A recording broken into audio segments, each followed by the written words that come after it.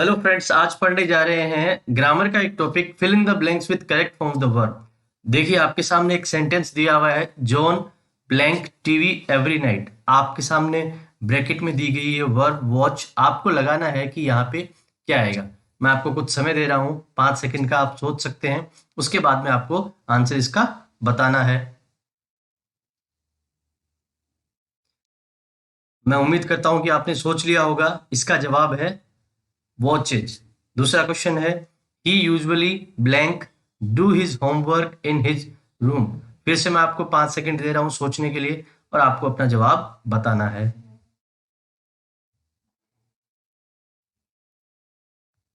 यहां आएगा डज। तो पहले का जवाब हुआ वॉचेज, दूसरे का जवाब हुआ डज। लेकिन ये दोनों जो आंसर्स हैं वो किस तरह से आए हैं, इसके लिए हमें जानना जरूरी है कि इस सेंटेंस में कौन सा नियम हम लोगों ने काम में लिया है। तो यहाँ पे हमने काम में लिया है सिंपल प्रेजेंट टेंस का नियम। जब भी किसी वाक्य में everyday, usually, generally, always, never, often, seldom, once a week, on Sundays, इस तरह के वर्ड्स काम में आते हैं तो हमें क्या करना होता है, सिंपल प्रेजेंट टेंस लगाना होता है। जैसा कि आप पहले सेंटेंस में देख सकते हैं, एवरी लिखा हुआ है और दूसरा जो सेंटेंस है उसमें यूजुअली लिखा हुआ है। तो इसका मतलब इन दोनों में क्या आएगा, सिंपल प्रेजेंट टेंस आएगा। और सिंपल प्रेजेंट टेंस में क्या होता है, वर्ब के साथ में एस यस लगाते हैं जब सब्जेक्ट जो है हमारा एक वचन होता है। चलिए आगे की तरफ चलते हैं। आगे एक सेंटेंस दिया हुआ है, लेट मी ब्लैंक लीव दिया हुआ है ब्रैकेट में द क्लासरूम प्लीज। इसमें आप सोच सकते हैं, इसका जवाब होगा लीव। अगला क्वेश्चन है, here blank come the train. इसमें भी आप सोच सकते हैं 5 सेकंड के लिए और इसका जवाब होगा कम्स। तो दोस्तों, अब जानते हैं किस कारण से पहले में लीव आया है और दूसरे में कम्स आया है। तो इससे जुड़ा हुआ जो नियम है वो ये है कि इंपेरेटिव और एक्सक्लेमेटरी सेंटेंस जो होते हैं उनमें सिंपल प्रेजेंट टेंस का प्रयोग होता है। पहला जो हमारा सेंटेंस है वो है इंपेरेटिव। इंपेरेटिव का मतलब ऑर्डर, कमांड और रिक्वेस्ट वाले जितने भी वाक्य होते हैं वो। और एक्सक्लेमेटरी का मतलब ऐसे वाक्य जिनमें अचानक खुशी, दुख या आश्चर्य की फीलिंग प्रकट की जाती है। तो इंपेरेटिव और एक्सक्लेमेटरी सेंटेंस जो होते हैं उनमें हमें सिंपल प्रेजेंट टेंस काम में लेना है। इसलिए सिंपल प्रेजेंट टेंस यहाँ पे काम में लिया है। पहले में लीव आया है और दूसरे में ट्रेन के कारण से यहाँ पे क्या हुआ है, एस यस लगा है, कम्स हो गया। आगे देखते हैं। पहला सेंटेंस है, I blank the train to the office. इसमें क्या आएगा, आपके पास 5 सेकंड का समय है सोचने के लिए। इसका जवाब होगा टेक। दूसरा सेंटेंस है, the train to Berlin blank every hour. Bracket में है लीव। 5 सेकंड के लिए आप सोच सकते हैं। इसका जवाब होगा लीव्स। तीसरा है, John blank 8 hours every night during the week.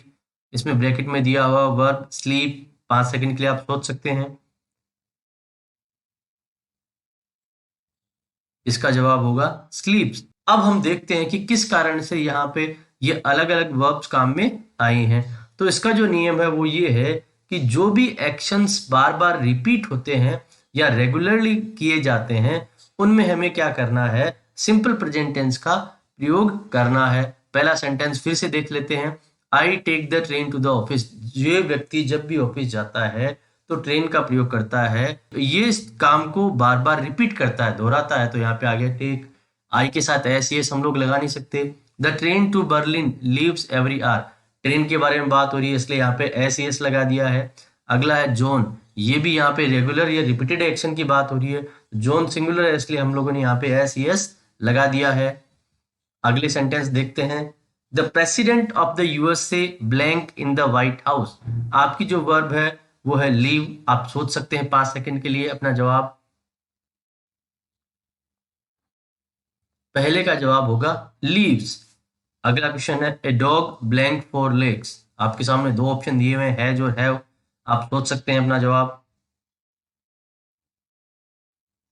इसका जवाब होगा हैच। तीसरा सेंटेंस है, वी ब्लैंक फ्रॉम स्विट्जरलैंड। इसका आप जवाब सोच सकते हैं। इसका जवाब होगा कम। अब हम लोग देखते हैं कि किस कारण से इनमें ये अलग अलग तरीके के जवाब आए हैं। अगर हम किसी भी फैक्ट या तथ्य के बारे में बात करते हैं तो उनमें सिंपल प्रेजेंट टेंस का प्रयोग होता है। जैसे पहला फैक्ट है कि अमेरिका के जो प्रेसिडेंट हैं वो व्हाइट हाउस में रहते हैं, तो यहाँ पे प्रेसिडेंट जो है वो सिंगुलर है तो एस लगा दिया है। अगला है एक डॉग जो होता है उसके 4 लेग्स होते हैं, तो यहाँ पे डॉग सिंगुलर है इसलिए हैज लगा है। और अगला है वी कम फ्रॉम स्विट्जरलैंड, ठीक है, तो यहाँ पे वी है तो यहाँ पे क्या लगा, उसके साथ में कम लगा है, एस नहीं आया है। आगे देखते हैं, पहला सेंटेंस है I blank early every day, bracket में है आपके गेट अप, आप सोच सकते हैं 5 सेकंड के लिए। इसका जवाब होगा गेट अप। अगला है Carol blank her teeth twice a day, bracket में है ब्रश, इसके लिए भी आप सोच सकते हैं 5 सेकंड के लिए। इसका जवाब होगा ब्रशेज।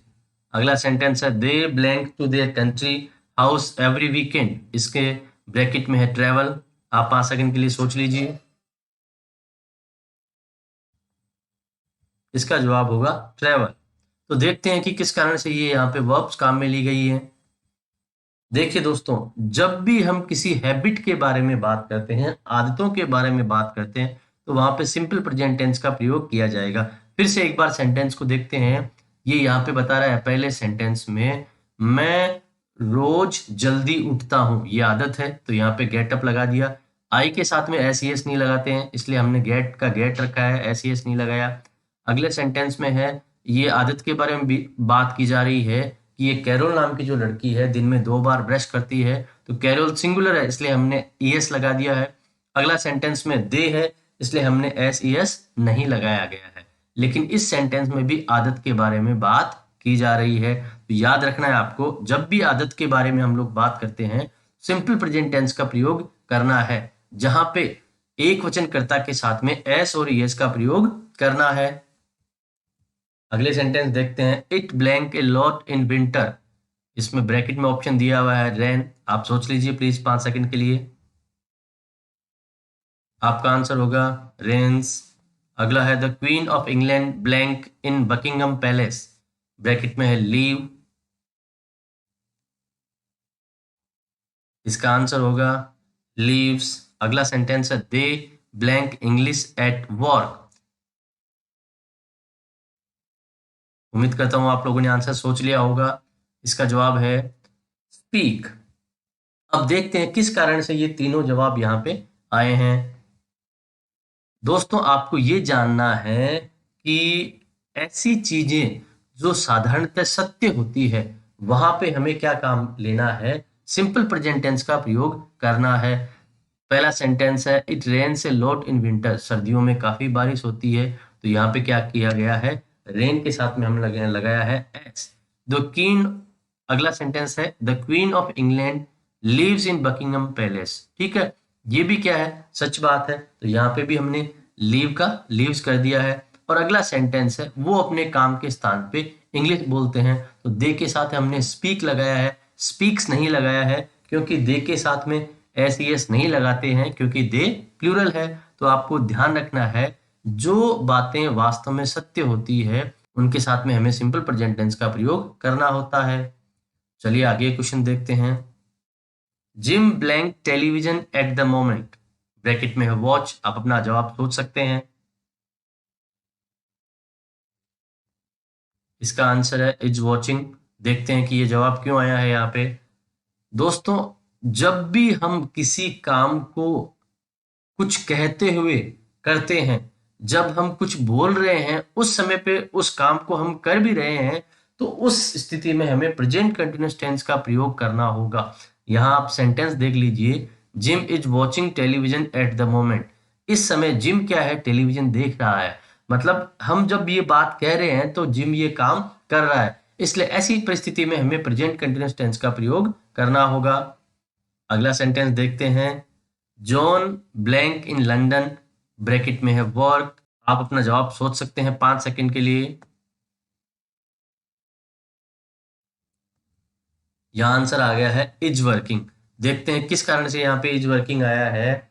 देखिए दोस्तों, हम प्रेजेंट कंटिन्यूअस टेंस का उस परिस्थिति में भी प्रयोग करते हैं जब हम कोई बात को कह रहे हैं, उस समय वो काम नहीं हो रहा है, लेकिन इन दिनों में ये काम हो रहा हो। यहाँ पे हम लोग कह रहे हैं John is working in London.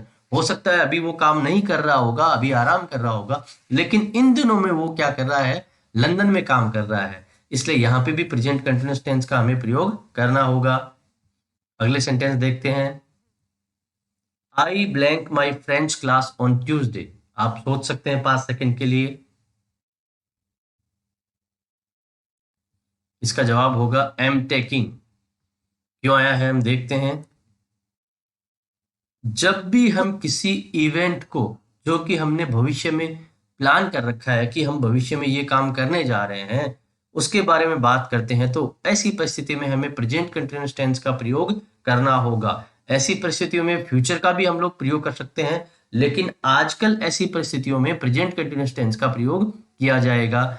जैसे आप एग्जाम्पल देखें, I am taking my French class on Tuesday, कि मैं ट्यूसडे को मेरी फ्रेंच क्लास लूंगा, तो ये फ्यूचर का सेंटेंस है, और फ्यूचर के सेंटेंस को इंडिकेट करने के लिए ये प्लान्ड फ्यूचर है, इसलिए इसको हम प्रेजेंट कंटिन्यूअस टेंस में बता सकते हैं।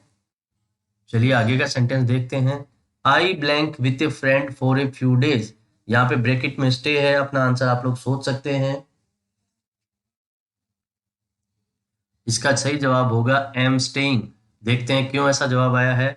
जब भी हम किसी टेम्परेरी सिचुएशन के बारे में बात करते हैं, तो उसके लिए प्रेजेंट कंटिन्यूअस टेंस का प्रयोग किया जाता है। जैसे ये जो व्यक्ति है वो कह रहा है, I am staying with A friend for a few days, मैं कुछ दिनों के लिए अपने दोस्त के साथ रह रहा हूँ। मतलब ये जो काम है ये टेम्परेरी है, ये परमानेंट नहीं है, इसलिए हमें इसमें प्रेजेंट कंटिन्यूअस टेंस का प्रयोग करना होगा। दोस्तों, अगर ये वीडियो अच्छा लगा हो तो इसे लाइक, शेयर और सब्सक्राइब करना न भूलें।